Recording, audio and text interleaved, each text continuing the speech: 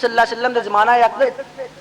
جڑے جاہلیت دا زمانہ سی، حضور نے اتھوں نکال کے بستی وچ نکال کے بلندی طرف لے کے آئے سن مسلماناں نو، لیکن مسلماناں نے انہاں روایات نو چھڈ دیتا ہے، انہاں طریقہ کار نو چھڈ دیتا ہے، بلکہ انہاں روایات نو اپنا لیا ہے جڑے دور جاہلیت دے لوگ اپناندے سن۔ اج یہی ہوندا پیا ہے کہ حضور دی روایات اور سنت تو سانو آشنائی نہیں ہوندی، اور سنت طریقہ ہے سنت ہے کہ حضور دی شریعت نو اپنایا جاوے۔ جس وقت انسان شریعت نو اپنا لیندا ہے پھر اللہ رب العزت دے فضل و کرم دی برسات اس دی ہر وقت نازل رہندی ہے، اس دے گھر وچ بھی برکت رہندی ہے، اس دی اولاد وچ، اس دی عمر دے اندر، اس دے معاملات دے اندر، اس دے کاروبار دے اندر ہر لحاظ نال اس دی برکت لیندا ہے، برکت ہی برکت لیندا ہے۔ اے اسوہ حسنہ دی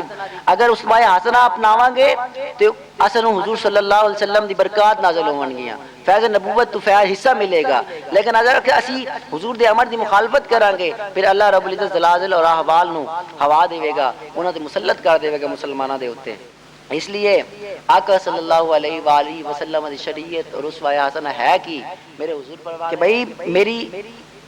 جڑی میں چیز لے کے آیا اور میرا اسوہ حسنہ اور شریعت ہے کی چیز، اے جڑے اسوہ حسنہ ہے کی چیز، حضور فرماتے نے دو چیزاں نے، ایک میری ذات پاک، دوسری میری شریعت پاک، جڑا قرآن پاک میں لے کے آیا، اے دو چیزاں۔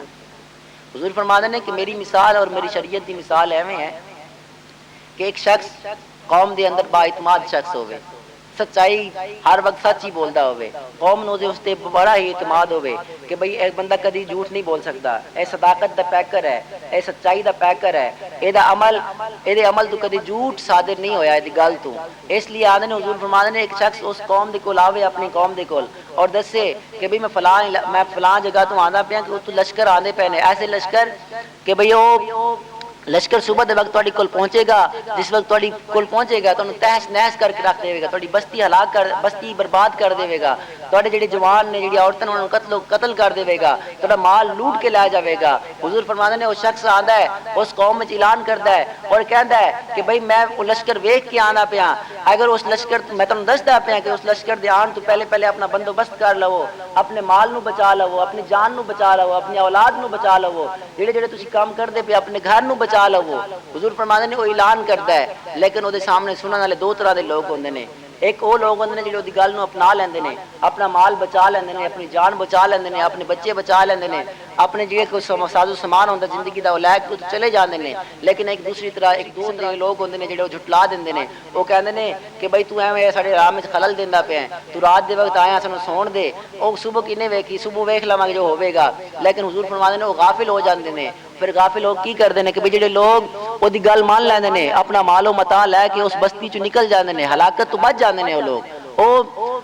ہر چیز تو اپنی آپ ہر مصیبت تو اپنے آپ نو بچا لیندے نے، جڑے اس بستی وچ لے جاندے نے، پھر انہاں دے حال کی ہوندا ہے فاصبحوا مکانہم فسبحهم الجیش کہ بھئی وہ اپنے گھراں وچ ستے پے ہوندے نے، لشکر آ جاندا ہے، اہلکہم وجتاہم کہ بھئی انہاں نو ہلاک کر کے رکھ دیندا ہے، انہاں مال بھی لوٹ لیندا ہے، انہاں دے جواناں نو قتل کر دیندا ہے، انہاں نو قتل کر دیندا ہے، قیدی بنا لیندا ہے۔ حضور فرماندے نے میری اور میری شریعت دی مثال اس طرح دی ہے کہ بھئی میں اس طرح سمجھو میں تہاڈی کول آیا تینوں میں ڈراندا پیا کہ بھئی لشکر آن والے نے، گمراہیاں دے لشکر آن والے نے، معصیت دے لشکر آن والے نے، وہ لشکر دا ایندھن کی ہے جہنم، وہ لشکر کس دا ایندھن نے؟ جہنم دا ایندھن نے، وہ جہنم دے طرف راستہ لے کے جاندے پے، لیکن میں تینوں روکدا پیا کہ بھی اس طرف نہیں جانا، میرے ایک میں تینوں حصار شریعت دا حصار دے کے جانا پیا، قلعہ دے کے جانا پیا، اگر اس دی پناہ لو گے تسی انہاں لشکراں تو بچ جاؤ گے، جہنم دا ایندھن بنن تو بچ جاؤ گے، اگر اس دی پناہ نہیں لو گے تسی ہلاک ہو جاؤ گے، برباد ہو جاؤ گے، نیست و نابود ہو جاؤ گے، تہاڈا نام تک باقی نہیں رہے گا۔